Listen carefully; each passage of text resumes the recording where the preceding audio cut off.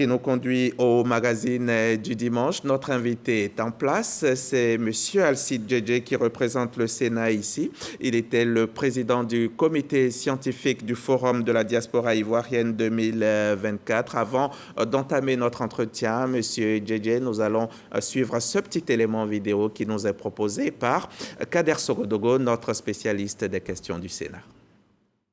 Le Forum de la diaspora ivoirienne 2024, un cadre d'échange entre la Côte d'Ivoire et ses enfants qui vivent dans d'autres pays. Thème: attractivité des territoires et mécanismes d'appui à la diaspora pour le développement durable de la Côte d'Ivoire. Un cadre inclusif et interactif pour faciliter le dialogue et l'échange, encourager les investissements, promouvoir le développement durable, valoriser la culture ivoirienne et renforcer la coopération. 8 panels pour parfaire les choses. Membres du gouvernement, experts, hommes de culture, notamment Salif Traoré Dia Salfo, homme de sport, Didier Drogba ou encore Mahama Koulibaly, expert en management et marketing du sport depuis 2004 et dirigeants sportifs, ont apporté leur contribution. Des Ivoiriens de la diaspora qui sont revenus investir en Côte d'Ivoire étaient également de la partie. Tout a été évoqué pour assurer cette diaspora ivoirienne qui s'est mobilisée fortement pour répondre à l'appel de la présidente du Sénat, Kandia Kamisoko Kamara, soutenue par le ministère des Affaires étrangères, de l'intégration africaine et des Ivoiriens de l'extérieur. Merci beaucoup, Kader Sogodogo. Monsieur Alcide Djedje, alors le Forum de la diaspora ivoirienne 2024 a pris fin, c'était le 13 novembre, c'est du 12 au 13 novembre. Alors, dites-moi, quel intérêt ce forum-là? Quel intérêt? Quel objectif? Qu'est-ce que vous en attendiez?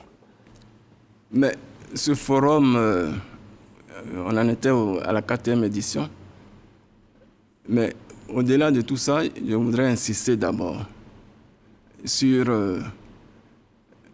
la question de bonne gouvernance, parce que l'objectif était une collaboration entre le Sénat et le gouvernement.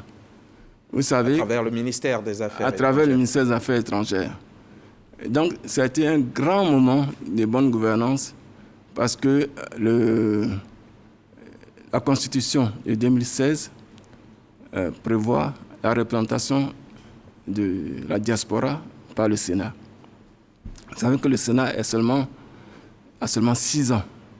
Donc il y a des forums qui avaient été organisés par le ministère des Affaires étrangères en 2015, 2017 et 2019.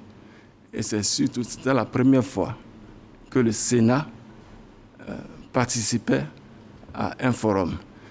En fait, le Sénat avait le leadership de ce forum. La présidente du Sénat a parcouru certains pays. Elle est allée aux États-Unis, au Canada, en France, pour préparer ce forum. Et donc, il faut lui rendre hommage ici aujourd'hui. Et c'est elle qui avait le leadership dans ce forum, organisé conjointement avec le ministère des Affaires étrangères. D'accord, vous l'avez dit, c'est la première fois que le Sénat est impliqué dans l'organisation. Les autres éditions, c'était le ministère des Affaires étrangères. Mais l'objectif, c'était lequel, en fait? Qu'est-ce que vous attendiez de ces Ivoiriens établis hors de Côte d'Ivoire? Il s'agissait de consolider, de resserrer les liens entre la diaspora et la nation ivoirienne. Et cet objectif a été atteint. En fait, le ministère des Affaires étrangères gère déjà la diaspora, oui.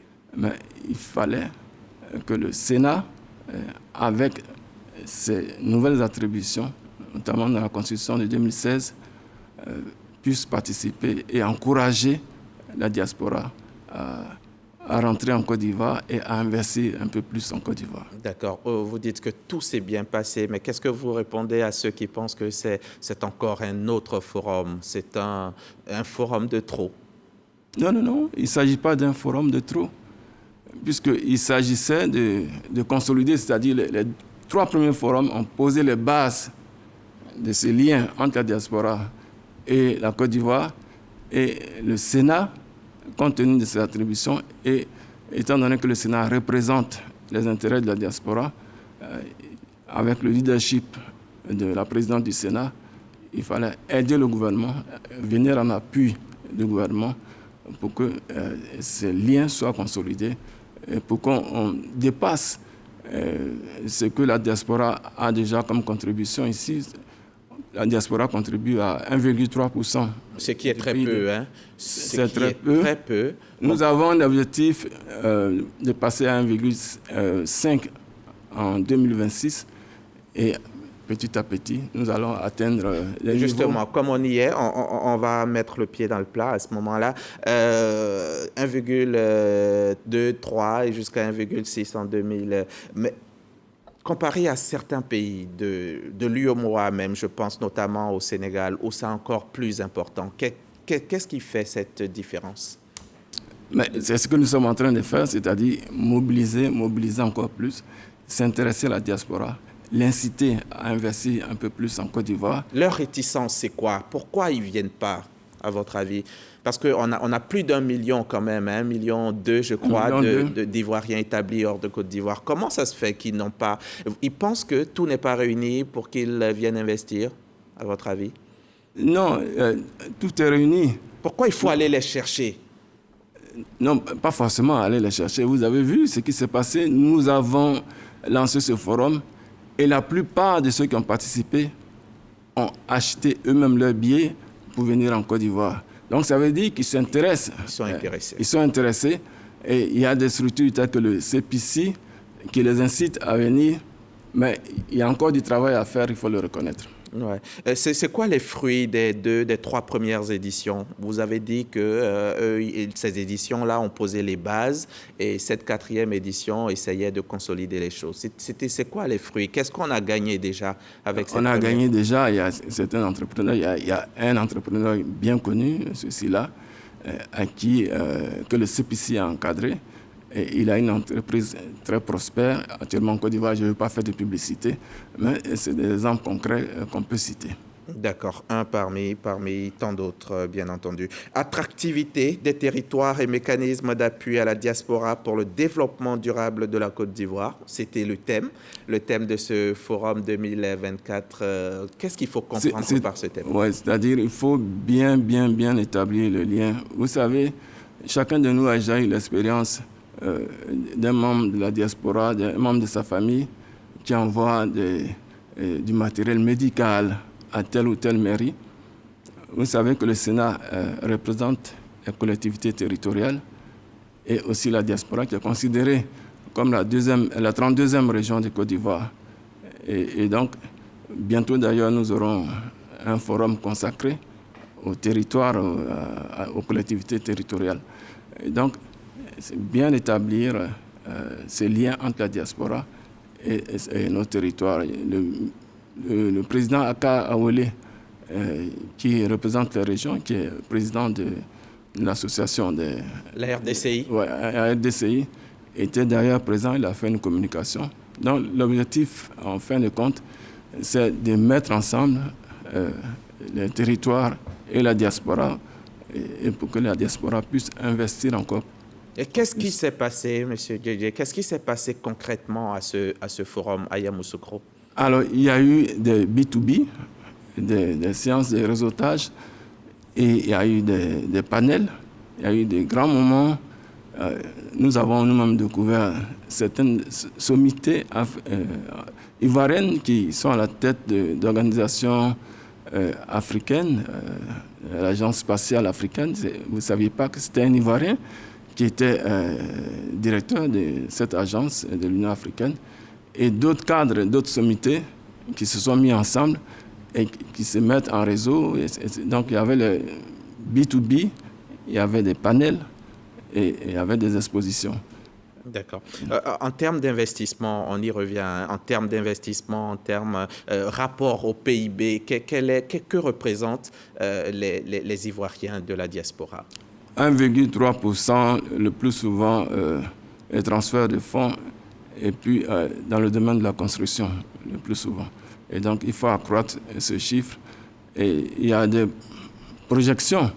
Il y a un comité de suivi qui est en train d'être mis en place et qui comprend les associations de diaspora, le ministère des Affaires étrangères et le Sénat, et pour pouvoir atteindre certains objectifs, tels que peut-être à terme la création d'une banque de la diaspora. Justement, on a parlé de banque de la diaspora, on a parlé de guichet unique de la diaspora. Où on en est avec tous ces projets? Pour l'instant, le CPC travaille très bien avec la diaspora. Il y a un guichet au CPC consacré à la diaspora. Petit à petit, on va aller vers un guichet unique, mais bien sûr en collaboration avec le CPC. Parce que le CPC travaille beaucoup avec la diaspora actuellement. Vous qui êtes du Sénat, quel rôle jouent ou doivent jouer les collectivités locales dans l'accueil et l'intégration des Ivoiriens de la diaspora? Mais ça se fait déjà par affinité, c'est-à-dire les membres de la diaspora, il y en a qui sont originaires de telle ou telle localité où leurs parents résident déjà. Et donc, il y a une collaboration qui se fait et ils contribuent à ce qu'on appelle, dans notre jargon, la coopération décentralisée, mis à part ce que le ministère des Affaires étrangères fait déjà. Mais la diaspora contribue énormément à la coopération décentralisée en investissant dans les collectivités territoriales.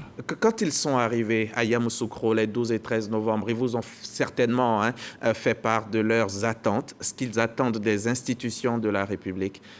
Partagez-nous leurs attentes. Non, en général, au cours des débats qu'il y a eu, ils sont en harmonie avec nos ambassades. Vous savez qu'il y avait nos ambassadeurs qui étaient là, il y en a qui ont présenté des panels, il y en a qui étaient modérateurs. Il y avait même des consuls généraux qui... Les consuls généraux, etc. Et donc, au cours des échanges qu'il y a eu, échanges directs entre les associations de diaspora et nos ambassadeurs, on a noté qu'il y avait une harmonie et que les consuls généraux ont participé vraiment à la mobilisation de la diaspora. Le record a été battu par les États-Unis. Bon, le consul général à New York est venu avec un peu plus d'une cinquantaine de membres de la diaspora. Et évidemment, il y avait la France, le Canada. Il y avait 28 pays. 28 pays. Ils sont venus de 28 pays, de tous les continents quasiment, mis à part l'Australie. Alors, on va terminer. Vous êtes satisfait, ça on l'a dit. Mais quels sont les résultats de ce forum et quelles perspectives? Ouais, les résultats, c'est que la diaspora nous a dit, après les contacts, les conversations et les bilans que nous avons faits, étaient vraiment satisfaits au-delà de nos attentes. Parce qu'ils ont vu que cette fois-ci, il y avait une plus grande mobilisation des entreprises privées. Il y a eu des séances de travail et toutes les entreprises, il y avait des banques qui étaient présentes, des entreprises privées. Et donc, il y a eu vraiment un résultat qui est très satisfaisant. Et ensuite, ce qu'il faut retenir, c'est que la diaspora veut continuer et c'est la mise en place de ce comité de suivi pour un suivi plus grand. Le ministère des Affaires étrangères le fait déjà très bien, mais là, nous avons élargi le champ d'action avec le Sénat, les affaires étrangères et les associations de la diaspora. Ce qui rend tout cela plus efficace. Voilà, pour être plus efficace. Merci. Merci, M. Diaby. Monsieur Alcide Djedje, président du comité scientifique du Forum de la diaspora ivoirienne 2024 qui s'est tenu à Yamoussoukro les 12 et 13 novembre dernier. Merci encore d'être venu. Bon dimanche, bon retour chez vous et puis bien de choses à Madame le Président du Sénat. Merci. Merci à vous, chers téléspectateurs. Bon dimanche chez vous également.